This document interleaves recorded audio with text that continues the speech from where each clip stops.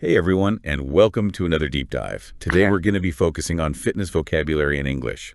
Whether you're traveling to a new country and want to hit the gym, or maybe you just want to be able to talk about your workout with your friends in English. Yeah. It's amazing how just knowing the right words can really make you feel so much more confident. Oh, for sure, for sure. So why don't we start with why? Why is it even important to know fitness vocabulary? Okay, well, let me ask you this. Imagine you're in a gym and it's in a foreign country and you want to explain what your workout routine is to the staff. Or maybe you want to ask about a specific machine.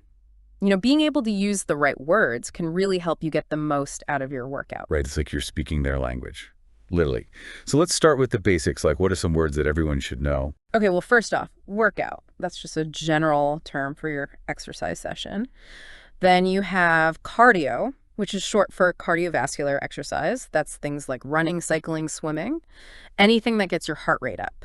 And of course, you can't forget about weights. Those are important for strength training. You've got your dumbbells, barbells, kettlebells, all sorts of things to challenge your muscles. Okay, so those are the big ones.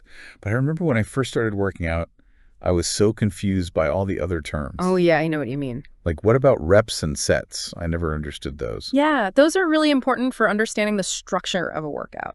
So a rep is short for repetition, and that's one complete movement of an exercise. So like one push-up or one bicep curl. Okay. And then a set is a group of those reps. So if your trainer says do 3 sets of 10 reps, that means you're going to do 10 repetitions of the exercise 3 times in a row. Oh, okay, that makes sense. So now that we have the basics, let's talk about all the different ways that you can work out, because it's not just one size fits all right. No, definitely not. There are so many different styles of working out. Okay, so let's dive into some popular ones, like strength training. That's all about building muscle, right? Exactly. Strength training uses resistance to build muscle strength and endurance. Okay. And what are some exercises that I might hear in a strength training class? You'll probably hear things like squats, deadlifts, bench presses, all those classic moves that really challenge your muscles. Oh, yeah, I can feel the burn just thinking about it. Yeah. Okay, well, what about people who love a good sweat session? Like they just want to torch calories. Well, for that, you've got HIIT, which stands for High Intensity Interval Training. Oh, yeah, I've heard of that.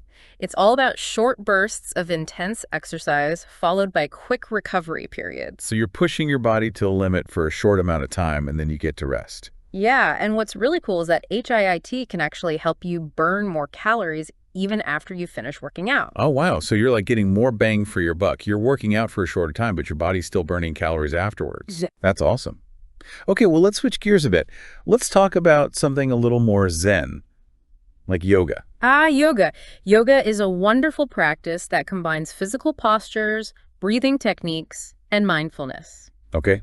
And is it good for anything in particular? Oh, yeah, for sure. It's great for flexibility, strength balance, and it can even help you relax. I've tried yoga a few times, and I do find it very calming.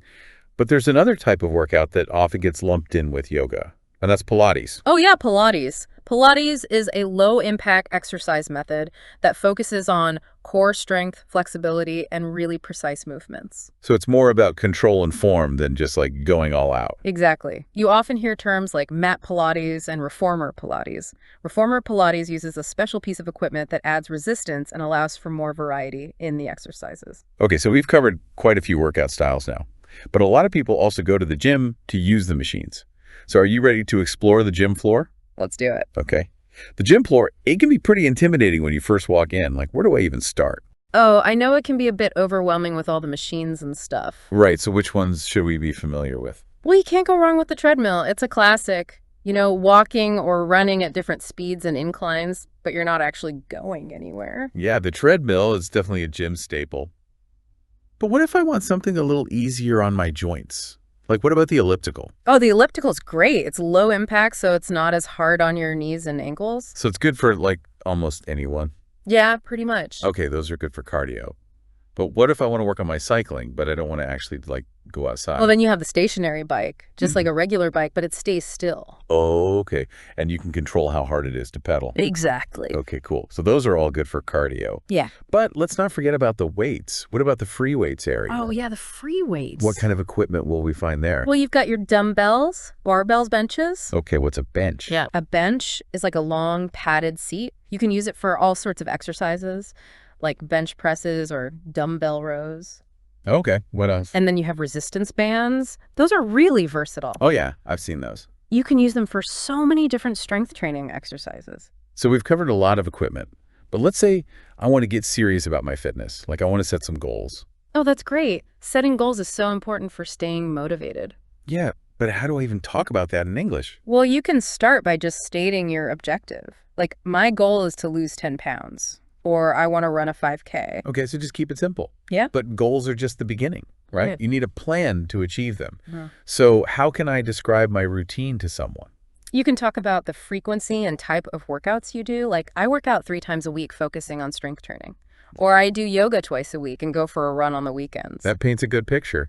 But, fitness, it's not always easy. There are definitely ups and downs. Oh, for sure. So how can I talk about my progress or, like, lack of progress in English? Well, you can use phrases like, I've noticed an increase in my endurance.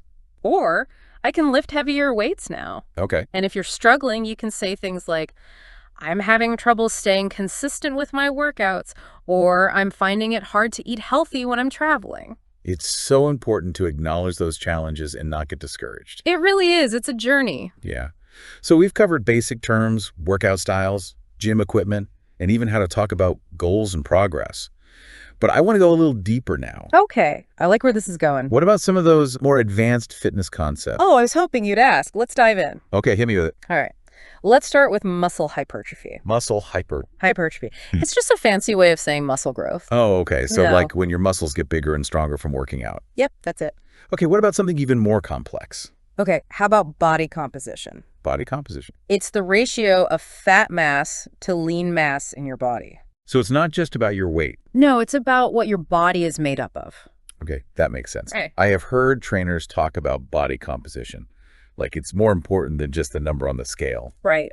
Okay, so what else is there? Well, there's metabolism. Oh, metabolism. I hear that word all the time, but I'm not sure I really understand it. Okay, think of it this way. Your metabolism is like a furnace. The more active you are, the hotter the furnace burns. And that means it's converting fuel, which is food, into energy. So faster metabolism means you burn more calories even when you're not doing anything. Exactly. That's pretty cool. But sometimes, even when we're trying to be healthy, we can overdo it, right? Definitely. So what happens when we push ourselves too hard? Well, you risk overtraining. That's when you're exercising beyond your body's ability to recover. So you're like constantly exhausted. Yeah. And your performance might even start to suffer. Okay, so it's important to rest. Yes, rest is crucial. We've covered a lot of intense concepts. Yeah. Can we end with something a little more lighthearted? What about flexibility? I know I can definitely use some more of that. Flexibility is the range of motion in your joints. It's important for mobility injury prevention, and it can even help with stress relief. Wow, so many benefits. Okay, so we've explored a ton of vocabulary today, from basic gym lingo to these more advanced concepts. I'm feeling inspired to hit the gym. But before we wrap up, I love a good dose of trivia. Okay, I've got some good ones for you. Awesome, let's hear them. All right, so for yoga, did you know that the world record for the longest yoga marathon is over 123 hours? What? Yeah, that's like 5 days of nonstop yoga. Oh my gosh, that's incredible. Talk about dedication. What about strength records? Like, what are some impressive feats of strength? Well, the heaviest deadlift ever recorded was over 1,100 pounds. Seriously. Yeah, that's like lifting a grand piano. Wow, the human body is amazing. Okay, so we've learned so much today about fitness vocabulary, from basic gym lingo to more advanced concepts. I hope you all feel more confident talking about your workouts in English now, whether you're chatting with your trainer, planning your next gym session, or just trying to impress your friends. You know, it's really all about finding what works for you and having fun. Exactly. So now that we've covered all this vocab, I'm curious, what are your fitness goals? What kind of workouts do you enjoy? Let us know. And that's it for today's deep dive. We'll catch you in our next episode where we'll explore another fascinating topic. Until then, keep those muscles working and those brains learning.